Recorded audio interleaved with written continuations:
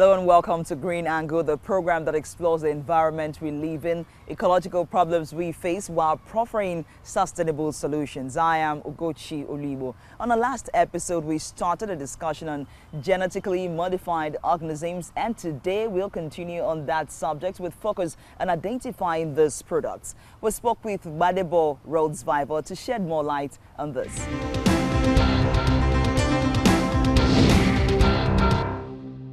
Thanks for joining us, Gbadebo Rhodes-Vivour. Let's begin. We're talking about GMOs.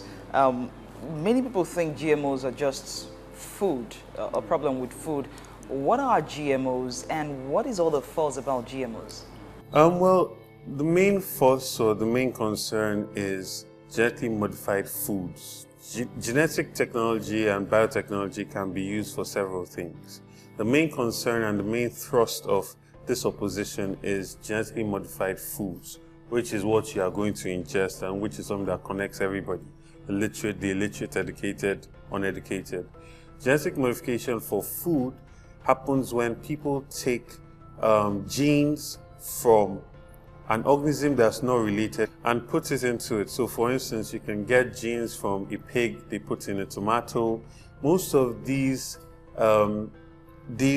modifications are done to increase profits, which is the bottom line of it. They'll say that increase your yield, but there's also a situation where you become dependent because every year you have to go back to this point and buy seed because they claim patent rights of this product.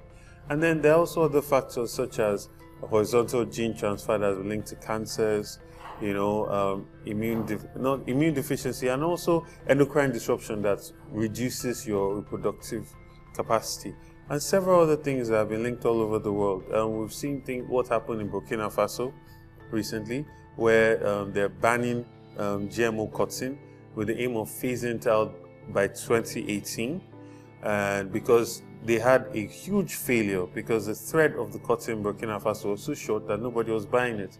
And now farmers have started speaking out, and the farmers talk about how the plants are so toxic. In America, people just have huge farms for one person, and then the disconnect is very rare. But in Africa, every part of the farming process is interlinked.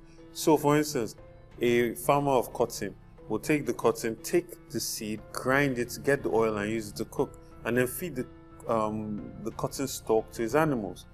Now, when things are toxic, you now start to find that the animals are getting sick, they're dying, and the farmers don't even want to touch it anymore. So these are things that are available for anybody to go and research. I'm not just talking, these are based by facts. And that's why the government is moving to ban it now in Burkina Faso. So, we've been told that the population of Africa is too much and we need to modify our food to be able to feed Africans. Do you think that is true? We have been fed these lies so that we believe that, we have to be dependent on these Europeans, these white people come and save us. No, we need to start taking ourselves seriously. We have the land, we have fertility, we have good rains, and we have the human resources, we have the people. So there is no reason why we should continue believing this nonsense. If you actually go and start looking at the ratio of the population of people in Europe to the population of the land, to the size of the landmass that they are sitting on, you will find that Africa is one of the most underpopulated places on earth. So what do you think is behind this whole thing, this whole interest in GMOs? You don't think it is a sincere purpose, to feed humanity? GMOs and what we're talking about, the opposition that we're mounting, is tied also to patent claims. What these companies do is they come to your land, they come to your country, and they take the best performing seed that you have naturally. Then they modify it to withstand the chemicals or herbicides that they also produce. So what is that when they spray this thing, everything dies. But when they modify this plant, that one survives it. So on the long run, the organisms in your soil is dying. So now I was speaking to farmers about 4 or 5 months ago, and they say there are all these chemicals that spray. And once you plant rice on there, you want to plant beans the next year, it is not going to grow. It's not going to grow. The soil is a living thing. So if you are constantly inundating it with toxic chemicals, it's going to die. You're going to need more inputs to be able to allow it to survive. And then The soil nutrients will create weak plants. They claim patent rights on these seeds. So that means that every year our farmers have to go to these people to buy seeds. If not, they cannot plant. You find that now we're struggling with our currency. We're struggling because we're not producing anything really. So we have high demand on dollars. Now, by the time you now do this, we'll be paying for these things in dollars. That's another reason for capital flight. That's another stress on our currency. When you can actually invest in our agriculture, you can invest in our research institutions, so we produce what we need in a sustainable way for our own health. Recently, Nigeria's beans was banned from being exported. Does it mean that when we cultivate GMOs, we might have that problem of not being able to export our food? It's been banned in Europe, 19 countries, and 6 out of the 8 G8 countries have banned GMO cultivation. So I'm talking about Germany, I'm talking about France, I'm talking about Scotland, I'm talking about Greece, you know, a lot of these countries. And the European Union works as one. So if these countries cannot allow cultivation, you can't bring it in. So we'll be sacrificing our potential exports to Europe, which is where most of our trade and exports go in that part of the world. Another thing to take into consideration is, like I said, we have not invested in our farmers. Extension services are at an all-time low. The reason why farmers will be spending or spraying excess pesticides on beans is because they have not been educated on how to spray these pesticides. So they just spray. These people cannot read, most of them. So before, back in the day, you had extension services, and that's when we had these groundnut pyramids and all that. Huge amount of extension services, people that go into the farms and say, this is how you do it. You know, they don't need to know how to read and write. You just explain through demonstrations and show them the best ways to cultivate. So you minimize the use of pesticides. What are the risks associated with GMOs ecologically? Yeah. The problem with this is something called wind drift of pollen. Because if farmer A plants GMO here and farmer B wants to plant organic here, they cannot coexist. The pollen from here will be pushed by wind to come and fertilize this, and this now becomes GMO.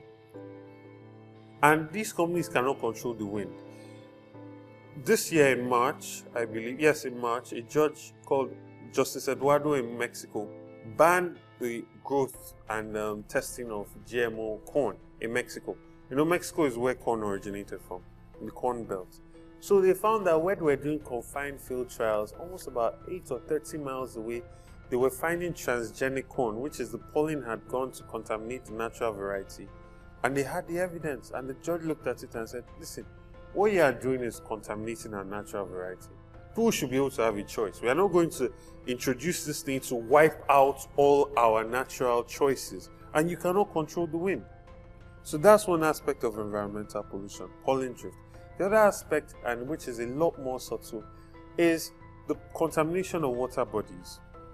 Because of all these pesticides and herbicides, when rain falls, these things are not biodegradable. They say they are. Initially, when they came out, they said they were. They put it on the label, and then they were taking court, and it was proved that it's not biodegradable. So they've taken it off their labels. So these things bioaccumulate in nature and stay on the plants. When rain falls, it washes this into the water body. So, for instance, in America, several states have sued companies like Syngenta and Monsanto for contamination of their water bodies.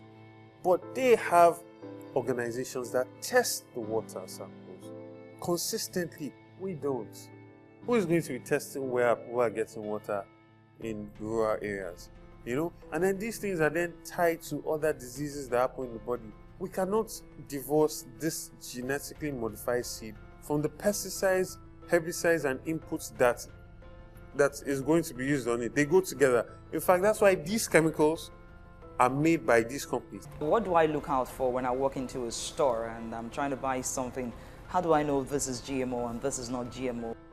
Generally, things imported from America are GMOs. Things that have corn syrup are GMOs. So ketchup, you know, baby food products. If it's coming from America, look for a label that says organic. You know, generally then you're safer. But if generally, they actually call GMOs conventional crops in America. And natural, organic are non-conventional. That's how far they've gone. So generally, things coming from America are GMO. That's just a fact. You have safer eating stuff that's eating food products that are made in Europe or in other African countries. You have to understand also that everything in our body happens on a molecular level. Cancer happens on a molecular level. Cancer only happens because a cell just starts misbehaving and does not grow the way it's supposed to grow. One cell, and then that expands and expands and expands, and then you have cancer. So you also have to understand that when your food breaks down in your body, it's happening at a molecular level. So that's how all these things come up. And I spent so much time last year meeting with doctors, meeting with farmers, and the rise in diseases that's happening in this country. I remember growing up, there are very few people that you will hear had cancer. Now you find that you know somebody that knows somebody. Everybody knows somebody that knows somebody. The prevalence of this, it's not just GMOs, our lifestyle, is our exposure to toxicity with car fumes and all that. Also what we eat. Because if you look at America and the prevalence of all these new diseases, it's because they've all started eating junk food as well. Thank you so much for your time, Gbadebo Rhodes-Vivour. Thanks for your other insights on GMOs and why we should be careful about GMOs. You've been watching GreenAngle, and we're still discussing GMOs and why we need to be really careful about what we eat and what we introduce into nature.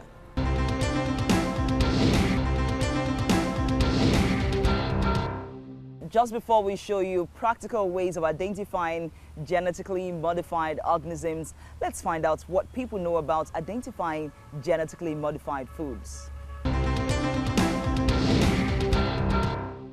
So how much do you know about GMOs? I just know that GMOs have to do with genetically modified foods. That's all I know. I don't know anything else. I know that they are not good because I know they are made from artificial things, fertilizers are not healthy, and some chemicals, I think. That's the much I know. I don't know too much. So when I buy natural-based food or naturally grown food, I don't think about labels. I just think it's okay because it's an apple, it's grown from a tree, it's a fruit, and we are told that fruits and vegetables are good. So I don't bother reading labels for fruits and vegetables. For cereals, yes, I think I should worry about labels for that one, but you know, to look for the fat contents and things like that, but not for fruits and vegetables, no. Okay, so for cereals, do you check where they are probably imported from, or what do you look out for exactly? Actually, what I'm looking out for most of the time is the fat content, the sugar content, and other content. I hardly look out for the chemical contents because this thing is a recent development. So I don't think the awareness has really, you know, caught up with me and a couple of other people yet. Okay, so but would you prefer natural, organic food to? Natural all the way, natural. That's why I wouldn't think about looking at the labels for apples and vegetables, because I just think they are natural based food and they should be grown from the ground naturally, not with artificial things. And you know, no one wants to think about the artificial aspect. We just think they are grown. It should be safe for us to eat. So I don't believe in the artificial aspects of it at all. I think everything should be organically grown with nature, true nature, and not through chemicals. I don't know very much about GMOs, but I know they're supposed to be stuff you use in improving the quality of food or animals or something. I'm not too sure, but I think that's what they're about. Okay, but have you heard that they are dangerous or they are not safe? Well, anything that's not natural is really not safe for the body because it's a foreign body, so the body definitely fight against it. So I don't think it is safe. Okay. So do you check labels of where your food is imported from? Your apples, your sweet corn, most of those things. Do you check the labels if they're organic or not and where they're imported from? Well, one thing for the apples, definitely you buy them from roadside vendors. So most times they don't have tags or place of manufacture where it is manufactured or something. So I don't know about that. I just pick them. If I see them, they're nice and they look good, I just buy them. But if it's for sweet corns and other packaged foods, I check. I check for the expiring date. I check for where they are manufactured, the country, because some countries are good with adding plenty of chemicals. They're not so good with organic production. So, but I don't like canned foods because sometimes lots of things goes in making them. So, I prefer organic food. I know that GMOs are genetically modified organisms and fruits and all of that. And I don't know how to identify them, but I know that they're genetically modified. Okay, so are you concerned about this food? Are you even concerned about where they're imported from? Do you check all that on labels? No, I don't actually check all that, because for me it's more about pro proximity and availability. I actually would prefer to look for the natural ones, the fresh ones, the real ones, not the chemically modified ones. But I always make do with what is readily available, because it's always so difficult having to go and search. Although I'm constantly in search, I'm constantly making inquiries as to where to get the natural fruits and natural items, but I don't follow up because it's always out of my way and it's always a lot of stress. So that's why I make do with what is readily available. Now, to further understand how one can identify these products carefully, let's join Dorothy Olokodana. I will give some examples of the kind of GMO foods or ingredients or byproducts that can be found in packaged foods, processed foods, and in the market. So for instance, we have soya, and some of the byproducts of soya beans. We do have soy lecithin, soy flour, soy milk, soya oil, soy sauce. And soya beans are perhaps one of the most prevalent GMO products in fields today. Soy has been associated with a wide range of health problems, and GMO soy has been linked to pancreatic problems. One of the ways of identifying them is actually checking for labels. So for instance, corn oil. Corn oil is also even included in vegetable oil. We have corn flour, modified corn starch, and corn starch is actually a highly processed corn product made from corn, and it offers no nutritional value and carries all dangers associated with genetically modified foods. For instance, vegetable oil typically comes from corn, soybean, cotton, or even canola oils. All of these crops have been genetically modified to withstand being doused by a particular chemical called Roundup. Unless the vegetable oil states it's organic, assume it might contain some degree of GMO.